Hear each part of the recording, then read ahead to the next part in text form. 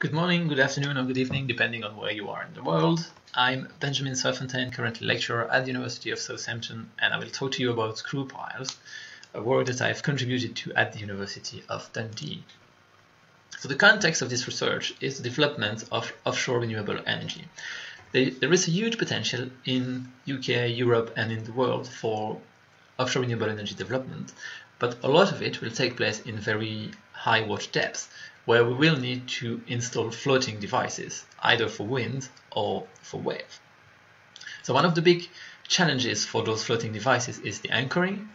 So obviously they will need a mooring line and an anchor to be maintained in place, but it is accepted that these anchors will need to provide some sufficient tensile capacity. For instance, for wave device like the one developed by Core Power, this type of device pulls a lot on the mooring line, so the anchor must sustain this loading.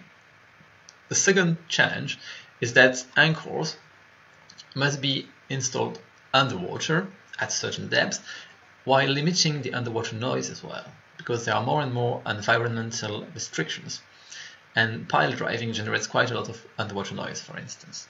So we need some technique that is very efficient in tension, or an anchor that is very efficient in tension and can be installed without significant underwater noise.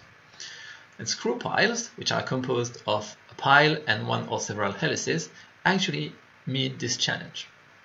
So I have highlighted here the helix pitch, because this is something I will use a lot in the following of the presentation. This helix pitch is just the distance between the two flanges of the helix. Screw piles are installed by applying a force and a torque at the head of the pile, and then they penetrate at a certain rotation rate and vertical displacement rate. So I will introduce here the advancement ratio, which is an important parameter in this presentation. The advancement ratio is defined as the vertical displacement of the pile for one rotation divided by the helix pitch, and it can be related to the rotation rate and the vertical velocity. Most standards and codes and guidance recommend that the pile must be installed in a pitch match manner at an AR equal to 1. This means that for one rotation of the pile, it must advance by one helix pitch, and this is to avoid spurious disturbance of the soil during installation. However, it is sometimes possible that the pile is what we call overflighted. It means that the vertical displacement per one rotation is lower than one helix pitch, and the AR is lower than 1 in this case. So what we will investigate in the following is the effect of this advancement ratio on the installation requirements, or the force and the torque we need to install the pile at a given advancement ratio, and also the effect on the tensile capacity.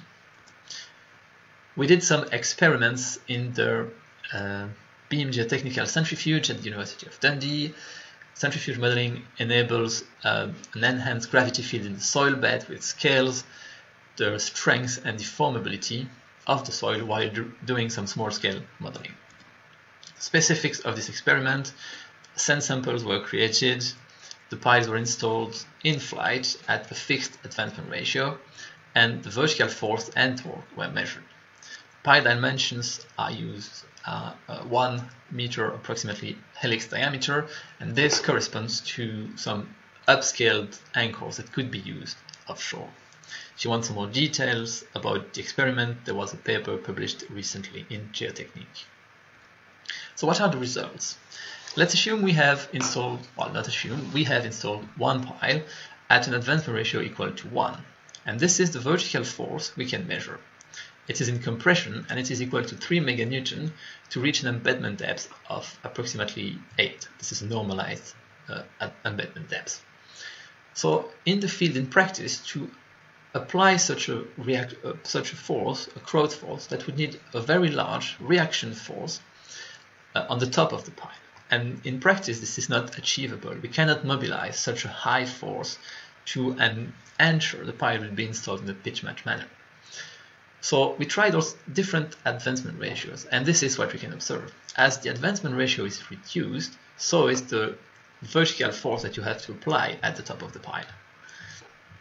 And even at the lowest advancement ratios, what you can see is that the vertical force that was measured by the load cell was in tension. So the pile was pulling on the actuator. So this is quite a dramatic effect on the vertical force, and the effect is less dramatic on the torque. So there was an increase in the torque by approximately 33%, but still it is the same order of magnitude, while there was a dramatic change in the vertical force. So for the same amount of acceptable torque that we can provide in the field, we don't need such a huge reaction force if we accept some overflighting. Which is down to the question, will we accept overflighting, and what is the effect on capacity? Well, the effect of capacity, while it was supposed to be detrimental, actually it was not. What we could observe is that as the advancement ratio was reduced between 1 and 0.1, the capacity and initial stiffness were actually increased a lot. So we tested this with different configurations. If we define capacity as the maximum tensile force, and we try this for different geometries and report the normalized capacity, so the capacity for a given AR divided by the capacity for AR equal to 1, we can observe that in all cases the capacity was enhanced by the overflighting and not reduced.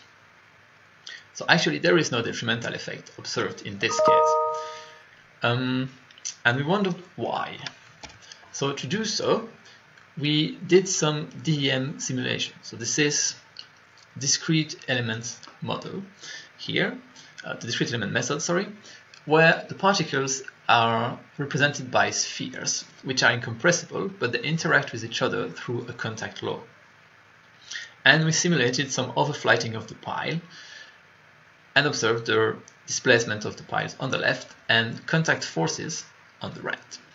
So what you can observe here is that particles, obviously only half the domain is represented there, but particles are moved out of their plane here by the rotation of the helix, but also the color of the particle depends on the vertical displacement. And what you can observe is that most particles are actually moved upwards by the rotation of the helix. And if we look at the forces here, we can observe that forces are much higher on the upper part of the helix than on the lower part, and obviously there are some important forces along the cutting edge of the helix because it's cutting through the material. If you want all the details about this, there is a paper again that has been published recently in Computers and Geotechnics. Now, if we try to interpret this and understand what's happening, let's make a 2D analogy. This is our helix in gray, and we have particles above and under the helix initially. The displacement of the helix in 2D, if overflighting, is along this vector. And what you can see is that this pushes particles to the left and upwards and creates a gap just above or under the helix. So if we look at the vertical displacement of particles, one particle initially above the helix will be pushed upwards, while one particle below the helix will have the possibility to move upwards as well. So this works for a loose assembly of particles, but if we have some soil around, the soil will exert some restraint on these particles, which we can idealize with some springs. And since the helix forces the soil to move upwards, these springs above the helix are compressed, while below the helix they are extended. And this results in different distributions of pressure. Above the helix we have a higher pressure than under the helix, and this difference of pressure, if we integrate this over the helix, creates the pull-in force that we observed during installation while an imposed displacement rate was applied. And similarly, during the installation of the helix, the soil will be continuously compressed, and this is some pre-shearing, pre-compression, and this is what enhances the stiffness and the tensile capacity of the soil. So this makes sense. So if I quickly summarize myself, it appears that screw pile installation can be optimized to reduce the reaction force requirements and then making it possible in the field, while overflighting did not decrease capacity, it enhanced the capacity and the stiffness of shallow piles. So what's next now? Well, the AR effect here seems clear, but it's a function of many different things, such as the sand density, shaft to helix diameter ratio, tip shape, and we haven't figured out yet how to predict this. And we can even go further. The helix can be used as a means of installing a bigger pile. So the helix here in these piles will provide some pull-in that will be used to actually pull a bigger pile and install a bigger pile. So it's an active means of installing a pile. So thank you.